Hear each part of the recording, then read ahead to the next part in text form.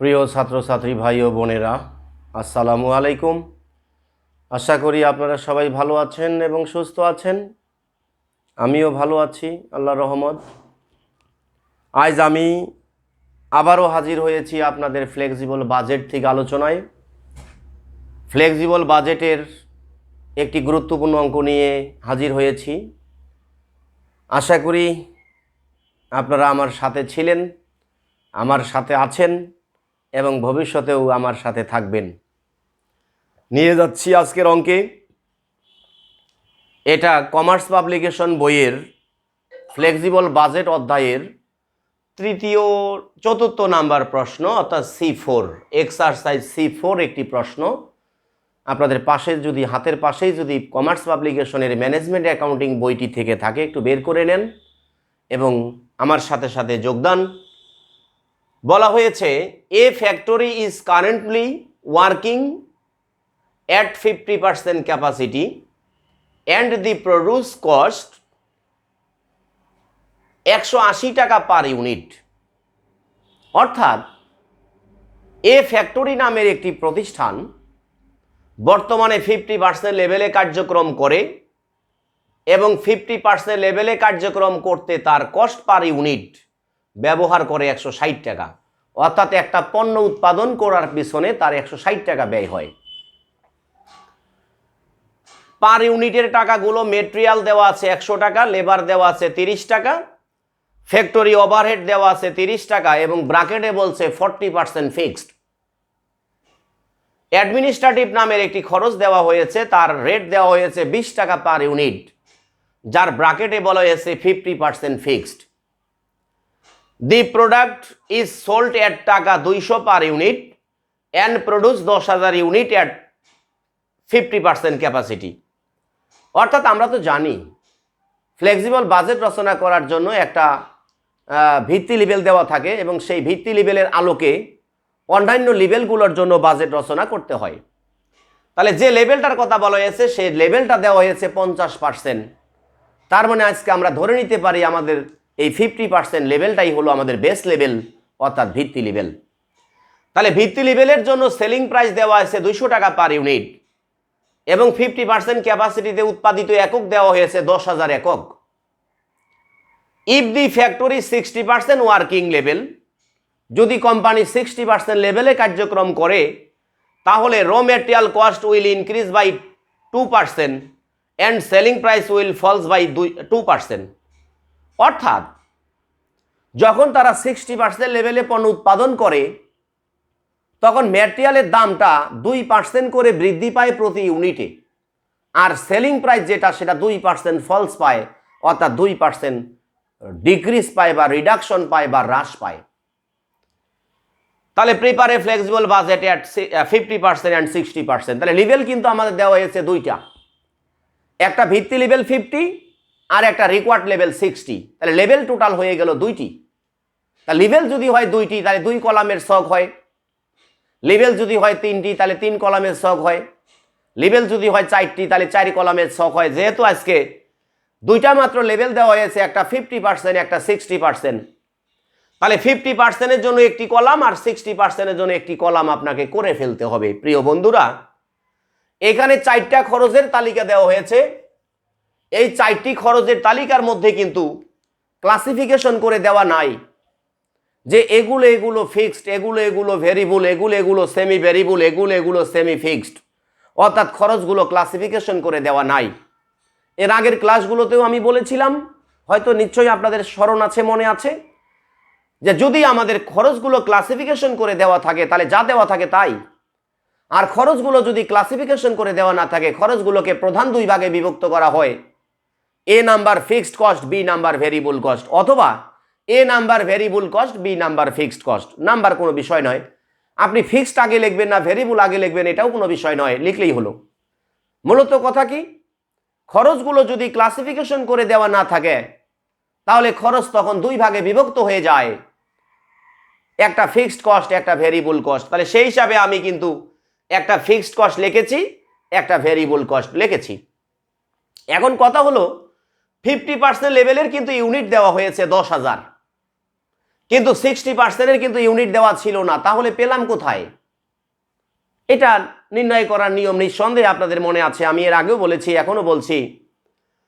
যেহেতু 50 লেভেলের জন্য ইউনিট দেওয়া আছে 10,000, তাহলে আপনি 10,000-কে 50 দিয়ে ভাগ দিবেন এবং 60 দিয়ে গুণন দিবেন, তাহলে কিন্তু 12,000 ইউনিট বের হয়ে আসবে। এই কারণে আমি 12,000 ইউনিট ওই 60-র ঘরে লিখেছি প্রিয় বন্ধুরা। খরচগুলো যেহেতু ক্লাসিফিকেশন করে দেওয়া নাই, অতএব খরচগুলোকে প্রধান দুইটি শ্রেণীতে বিভক্ত করে নিয়েছি। A number fixed cost, B number variable cost. এখন খরচগুলোর বৈশিষ্ট্য অবলম্বন করে কোনটা ফিক্সডে যাবে কোনটা ভ্যারিয়েবলে যাবে একটু নজর দেন। প্রথমে আছে ম্যাটেরিয়াল 100 টাকা পার ইউনিট। যখন আপনাদের সামনে ম্যাটেরিয়াল শব্দটি চলে আসে, আমি এর আগের ক্লাসে বলেছিলাম, ম্যাটেরিয়াল চোখের সামনে আসা মাত্রই আপনারা হোটেলে সিঙ্গারার দিকে নজর দিবেন। যেমন বাংলাদেশের বিভিন্ন হোটেলে সিঙ্গারা তৈরি করা হয়, কোনো কোনো সিঙ্গারাতে আলু বেশি যায়, কোনো কোনো সিঙ্গারাতে আলু কম লাগে, কোনো কোনো সিঙ্গারাদের ভিতরে ডিম দেওয়া হয়, কোনো কোনো সিঙ্গারার ভিতরে কিন্তু কলিজি দেওয়া হয়। তাহলে কি প্রত্যেকটা সিঙ্গারার উপাদান কি একই? অফকোর্স নয়, ভিন্নতা রয়েছে, পার্থক্য রয়েছে, কম বেশি রয়েছে। অর্থাৎ এটা পরিবর্তিত প্রেক্ষাপটে এটা ব্যবহৃত হয়েছে, বিধায় এটা কিন্তু আমাদের ভেরিয়েবলের মধ্যে চলে যাবে প্রিয় বন্ধুরা। তাহলে আমি ভেরিয়েবল কস্টের নিচে লিখে ফেললাম ম্যাটেরিয়াল। তারপরে দেখতে পাচ্ছি 2 নাম্বার উপাদানটা হলো লেবার। যখন লেবার কথাটি আপনাদের সামনে চলে আসবে, তখন দেখবেন বাংলাদেশে যে বিভিন্ন প্রকার শ্রমিকগুলো বিভিন্ন কলকারখানায় কাজ করতেছে, প্রত্যেকটা শ্রমিকের কর্মচারীর বেতন কিন্তু সমান নয়, অসমান। তাদের পারিশ্রমিক কিন্তু সমান নয়, অসমান। অতএব বুঝতেই পারতেছেন এটাও ভেরিয়েবলের উপাদান। তাহলে আপনি লেবারটাও লিখবেন ভেরিয়েবলের ভিতরে। তারপরে দেখতে পাচ্ছি আমরা ফ্যাক্টরি ওভারহেড। ফ্যাক্টরি ওভারহেড মানে হলো কারখানার উপরি ব্যয়। এই ফ্যাক্টরি ওভারহেডটা বলা হয়েছে 30 টাকা পার ইউনিট, ব্র্যাকেটে বলছে 40% ফিক্সড। তাহলে 40% যদি ফিক্সডে চলে যায়, তাহলে বাকি থাকে আরো 60। তাহলে এই 60 যাবে কোথায়? নিঃসন্দেহে এটা ভেরিয়েবলে যাবে, কারণ খরচ তো আমরা 2 ভাগে বিভক্ত করেছি, ফিক্সড এবং ভেরিয়েবল। একটা খরচের কিছু অংশ যদি ফিক্সডে যায়, তাহলে বাকি অংশ ভেরিয়েবলে যাবে। আবার কিছু অংশ যদি ভেরিয়েবলে যায়, তাহলে বাকি অংশ কিন্তু ফিক্সডে যাবে। এই দৃষ্টিকোণ থেকে ফ্যাক্টরি ওভারহেড যেহেতু 40% ফিক্সড বলেছে, তাহলে ফ্যাক্টরি ওভারহেড আমাদের ফিক্সডেও যাবে। তাহলে ফ্যাক্টরি ওভারহেড ফিক্সডের জন্য কত বলেছে? ফিক্সডের জন্য বলে দিয়েছে কিন্তু 40%, এটা ব্র্যাকেটে দেখা দিতে পারেন। তাহলে ফ্যাক্টরি ওভারহেড 40% যদি ফিক্সডের জন্য বরাদ্দ হয়, আরও কিন্তু 60% অবশিষ্ট থাকে। তাহলে এই ফ্যাক্টরি ওভারহেডটা কিন্তু ভেরিয়েবলের মধ্যে যাচ্ছে আমাদের 60%। তারপরে আসেন অ্যাডমিনিস্ট্রেটিভ নামের একটি খরচের রেট দেওয়া হয়েছে 20 টাকা পার ইউনিট, ব্র্যাকেটে বলা হয়েছে 50% ফিক্সড। তাহলে 50% যদি ফিক্সডে যায়, বাকি 50 কিন্তু তাহলে ভেরিয়েবলে যাবে। তার মানে অ্যাডমিনিস্ট্রেটিভ নামটা 2 জায়গাতেই ব্যবহৃত হচ্ছে, অর্থাৎ ফিক্সডেও ব্যবহৃত হচ্ছে এবং ভেরিয়েবলেও ব্যবহৃত হচ্ছে। তাহলে আপনি কি করবেন? ফিক্সডে যখন দিবেন তখন দিবেন 50%, আবার একই নাম যখন আপনি ভেরিয়েবলে ইউজ করবেন তখন দিবেন বাকি 50%। যেহেতু ওইখানে স্পষ্ট বলছিল যে 50% তুমি ফিক্সডে দাও আর 60% তুমি ভেরিয়েবলের জন্য, 50% তুমি ভেরিয়েবলের জন্য বরাদ্দ করো, তাই না কথাটা? অর্থাৎ খরচ যেহেতু 2 ভাগে বিভক্ত হয়েছে, ফিক্সড এবং ভেরিয়েবল। আমি আগেও বলেছি কিছু অংশ যদি ফিক্সড হয় তাহলে অপর অংশ ভেরিয়েবল, আবার কিছু অংশ যদি ভেরিয়েবল হয় তাহলে বাকি অংশ ফিক্সডের দিকে চলে যায়। তাহলে আমরা টাকাগুলো লিখি নাই। টাকাগুলো না লেখার পিছনে একটি কারণ আছে, একটু খেয়াল করেন আপনি। দি প্রোডাক্ট ইজ সোল্ড টাকা 200 টাকা per unit and produce 10,000 unit at 50% capacity, যেটা আমরা আগেই ব্যাখ্যা করেছি। If the factory 60% working level, the raw material cost will increase by 2% and selling price will falls by 2%। অর্থাৎ যখন আমি 60% কাজটা করব, 60% রিকোয়ারমেন্ট লেভেলটা করব, তখন ম্যাটেরিয়ালের রেটটা 2% বাড়াতে বলা হয়েছে, পক্ষান্তরে সেলিং প্রাইসটা 2% কমাতে বলা হয়েছে। তাহলে যখনই রেটটা কম বেশি করে ব্যবহার করতে বলা হয়, তখন এটা পরিবর্তিত প্রেক্ষাপট যেহেতু, অতএব এটা আমাদের নির্ধারণ করতে হয়, নতুন করে ওয়ার্কিং করে নিতে হয় প্রিয় বন্ধুরা। তাহলে আমি বাম পাশে দেখেন ওয়ার্কিংয়ের জন্য কাজ করেছি calculation actual material rate per unit. যেহেতু ম্যাটেরিয়ালের রেট 50%-এ কী হবে তা বলে নাই, তবে 60%-এ 2% বাড়াতে হবে, তাহলে ওয়ার্কিং করতে হবে। আবার সেলিং প্রাইসটাও 50%-এ কিছুই বলে নাই, 60%-এ 2% কমাতে বলা হয়েছে, তাহলে এটাও খসড়া বা ওয়ার্কিংয়ের মাধ্যমে এটা সমাধান করতে হবে। এই কারণে দেখেন আমি ম্যাটেরিয়ালের রেটটা actual rate material per unit নির্ধারণ করেছি। ম্যাটেরিয়ালের অরিজিনাল রেট কিন্তু 100 টাকা ছিল, তাহলে আমি আপাতত দুইটাতে 100 করে লিখলাম। যেহেতু 60%-এ বাড়াতে বলেছে 2%, কার পার্সেন্ট? তারই পার্সেন্ট, তাহলে এটা রেট হয়ে যাবে 102 টাকা। তাহলে আগে গুণনের কাজ করতে হয় বিধায় 100-র 2% হয় 2 টাকা, সেই 2 টাকা যোগ হবে 100-র সাথে, তাহলে হবে 102 টাকা। সেলিং প্রাইস কিন্তু প্রেজেন্ট সিচুয়েশনে 200 টাকা ছিল, তাহলে দুইটাতে 200 করে লিখলাম। 60%-এ কমাইতে বলা হয়েছে, কত পার্সেন্ট কমাইতে বলা হয়েছে? 2% কমাইতে বলা হয়েছে, তাহলে গুণনের কাজ আগে করতে হয়। 200-র 2% 4 টাকা, 200 থেকে 4 টাকা বাদ দিলে 196 টাকা। প্রিয় ভাই ও বোনেরা, আপনারা কিন্তু জানেন যে সেলিং প্রাইস শুধুমাত্র সেলস ভ্যালু নির্ণয় করা ছাড়া অন্য কোনো কাজে ব্যবহার হয় না। তাহলে যেহেতু আজকে আমি সেলিং প্রাইসটা নির্ধারণ করতে পেরেছি, সেলিং প্রাইসটা নির্ণয় করেছি, তাহলে সেলিং প্রাইস কোথায় ব্যবহার হবে? সেলিং প্রাইস ব্যবহার হবে একমাত্র সেলস ভ্যালু নির্ণয় করার জন্য। এই কারণে আমি লিখে রেখেছি ক্যালকুলেশন সেলস ভ্যালু, যার সূত্র হবে এস্টিমেটেড ইউনিট গুণন সেলিং প্রাইস। তাহলে ইউনিট কিন্তু আমাদের ছকের মধ্যে আমরা দেখিয়েছি 50 লেভেলের জন্য 10,000 এবং 60-র জন্য 12,000, সেটি আপনি লিখবেন এবং তাদের গুণন চিহ্ন ব্যবহার করবেন। সেলিং প্রাইস কিন্তু দেখেন 50 লেভেলে কোনো কম বেশি হয় নাই, 200ই থাকবে। আর 12,000 60% লেভেলে কিন্তু 2% কমে 196 টাকা হয়েছে, তাহলে এটা গুণন দিয়ে দিবেন। 10,000-কে 200 দিয়ে গুণন করলে হবে 20 লক্ষ টাকা, আর 12,000-কে যদি আপনি 196 দিয়ে গুণন করেন, 12,000-কে 196 দিয়ে গুণন করলে হবে 23,52,000 টাকা। 23,52,000 টাকা। প্রশ্ন, এই সেলসটা ব্যবহার করব কোথায়? এটা তো আপনি জানেন, যখন কোনো অঙ্কে সেলিং প্রাইস থাকে তখনই সেলস ভ্যালু বের করতে হয়, আর যখনই কোনো অঙ্কে সেলস ভ্যালু পাওয়া যায় তখন প্রফিট নির্ণয় করা পর্যন্ত কিন্তু বাজেট রচনা করতে হয়। তাহলে আমাদের সেলসের মূল্য যেখানে কলাম বা সারি আমরা করব, তখন কিন্তু সেই সেলসের মূল্যটা এখানে লিখে ফেলবো। প্রিয় বন্ধুরা আসেন, ম্যাটেরিয়ালের রেট কিন্তু আমরা পেয়ে গেছি। তাহলে ম্যাটেরিয়ালের কিন্তু 50%-এর রেট হলো 100 টাকা, আর 60%-এর রেট হলো 102 টাকা। তাহলে আপনি এটা গুণন করে দেখাবেন, তাহলে কিন্তু অ্যান্সারটা চলে আসবে। প্রিয় বন্ধুরা এখন আসেন, এইখানে কিন্তু আমাদের প্রথম লেভেলের ইউনিট ছিল 10,000, আর প্রথম লেভেলের ম্যাটেরিয়ালের রেট কিন্তু আমরা পেয়েছি 100 টাকা। তাহলে 10,000-কে 100 দিয়ে যদি গুণন করেন, তাহলে 10 লক্ষ টাকা আমাদের ম্যাটেরিয়ালের প্রথম মূল্য চলে আসবে। তাহলে দ্বিতীয় লেভেলের ইউনিট কিন্তু আমরা বের করেছি 12,000। তাহলে আপনি 12,000-কে গুণন করবেন, দ্বিতীয় লেভেলের ম্যাটেরিয়ালের রেট কিন্তু আমরা পেয়েছি 2% ইনক্রিজ করার পরে 102 টাকা। তাহলে 102 দিয়ে যদি গুণন করেন, তাহলে হয়ে যাবে 12,24,000 টাকা।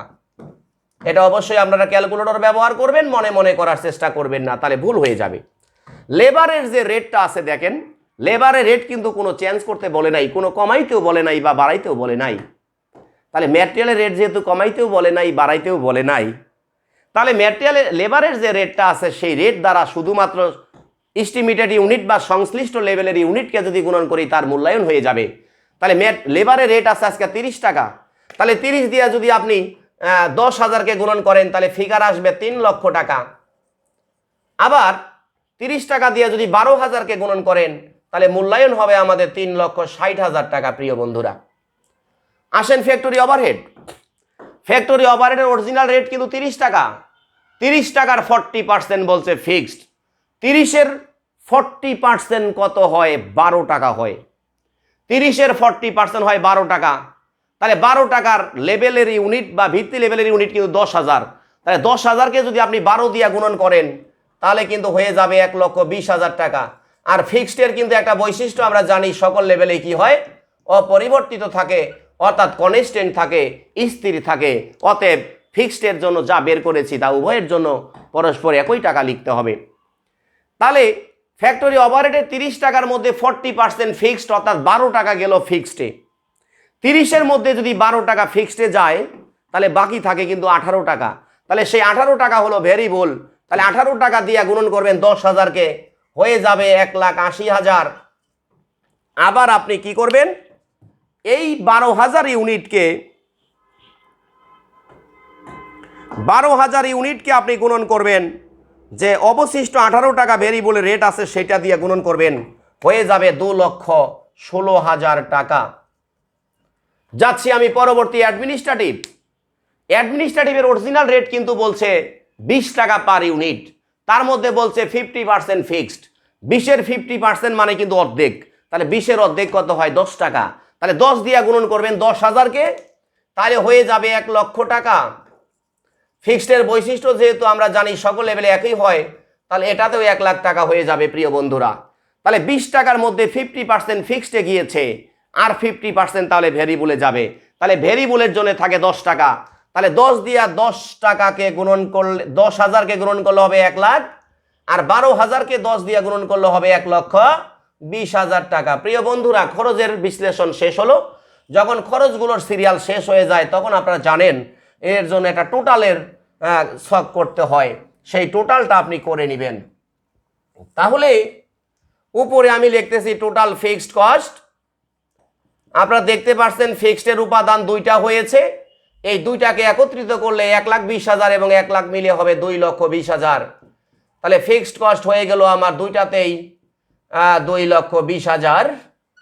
ভেরিয়েবলে চলে আসেন, ভেরিয়েবলের উপাদান যেহেতু 4টা হয়েছে, তখন এই 4টাকে আবার কি করতে হবে? আপনাকে টোটাল করতে হবে। লিখবেন টোটাল ভেরিয়েবল কস্ট।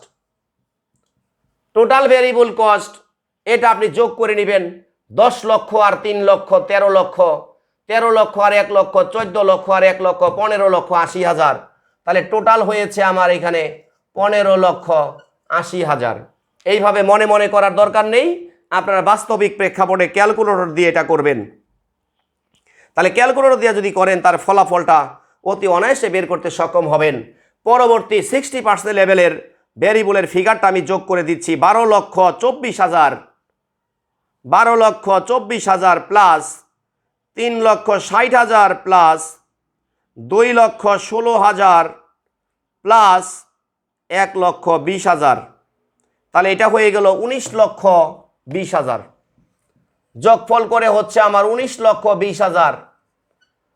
তো প্রিয় বন্ধুরা, আপনারা জানেন এখানে একটা টোটাল ফিক্সড, এইখানে একটা টোটাল, এই টোটাল আর এই টোটাল, দুই টোটাল মিলে হবে এক টোটাল। তাহলে এক টোটাল করতে গেলে আপনাকে যোগ দিবেন। শেষেরটা আমি আগে করতেছি কারণ ক্যালকুলেটরে যেহেতু আমার শেষের ফিগারটা আগে আনা হয়েছে। 19,20,000-এর সাথে যোগ করব আমি 2,20,000, তাহলে আমাদের চলে আসতেছে 21,40,000। এখানে আসতেছে আমার 21,40,000। আর প্রথমটাতে আপনি দেখতে পাচ্ছেন প্রথমটা কিন্তু ফিক্সডের টোটাল হলো 2,20,000 এবং ভেরিয়েবলের টোটাল হয়েছিল 15,80,000। তাহলে টোটাল মূল্য আসতেছে আমার 18 লক্ষ। প্রিয় বন্ধুরা, উপরে ছিল ফিক্সডের টোটাল, নিচে ছিল আমার ভেরিয়েবলের টোটাল, টোটাল মিলে হবে এক টোটাল, অর্থাৎ টোটাল কস্ট এ প্লাস বি। আমরা যেহেতু সেলিং প্রাইজের কারবার ছিল, সেলিং প্রাইজের সাহায্যে আমরা সেলস ভ্যালু নির্ণয় করেছি। আর সেলস ভ্যালু ওয়ার্কিং করেছিলাম প্রথমটা 20 লক্ষ এবং পরেরটা 23,52,000। সেটা আপনি এখানে লিখবেন 20 লক্ষ, আর একটা হলো 23,52,000 লিখে ফেলেছেন, তাই না? এখন প্রফিট আমরা নির্ণয় করব, কারণ যেহেতু সেলস আছে। তাহলে 20 লক্ষ টাকা থেকে 18 লক্ষ বাদ দিলে প্রথমটার প্রফিট আসবে আমাদের 2 লাখ টাকা। প্রথমটার প্রফিট আসতেছে 2 লক্ষ টাকা এবং পরেরটার প্রফিট আসতেছে আমার 2,12,000 টাকা। 2,12,000 টাকা শিওর হবেন ক্যালকুলেটর হিসাব করার মাধ্যমে। আমি যেমনটি করে আজকে মনে মনে করার চেষ্টা করেছি সেটা আপনি কখনো করবেন না প্রিয় বন্ধুরা। তাহলে 23,52,000 ছিল বিক্রয় আর 21,40,000 টাকা ছিল তার টোটাল কস্ট। তাহলে মূল্যায়ন দাঁড়াচ্ছে 2,12,000 টাকা প্রফিট। আপনারা জানেন যে প্রশ্নে যদি আমাদের সেলস দেওয়া থাকে বা সেলস পাওয়া যায় বা সেলিং প্রাইস থাকে, তখন সেখানে প্রফিট নির্ণয় করা পর্যন্ত বাজেট রচনা করতে হবে। আর যদি সেলস না থাকে তাহলে কিন্তু আমাদের টোটাল কস্ট পর্যন্ত সমাপ্তি ঘোষণা।